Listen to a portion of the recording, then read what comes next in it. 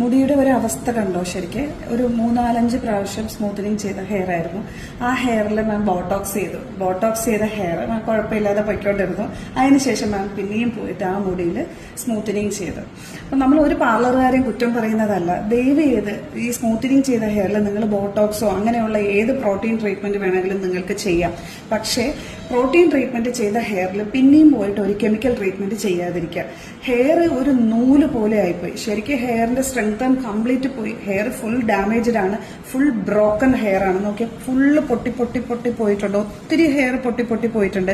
അത്രയും ഹെൽത്തി ആയിട്ടുള്ള ഒരു ഹെയർ ആയതുകൊണ്ടാണ് ആ ഹെയർ ഇപ്പോൾ ഇങ്ങനെയെങ്കിലും നിൽക്കുന്നത്. അപ്പൊ ദയവ് ചെയ്ത് ഇങ്ങനെ ഒരു അബദ്ധം നിങ്ങൾക്ക് സംഭവിക്കാതിരിക്കട്ടെ.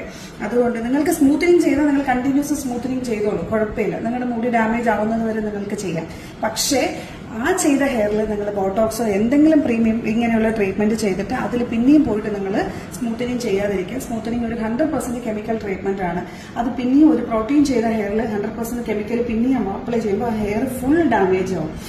അതുകൊണ്ട് നിങ്ങൾക്ക് ഇനി എങ്ങനെ ഒരു അബദ്ധം പറ്റാതിരിക്കട്ടെ.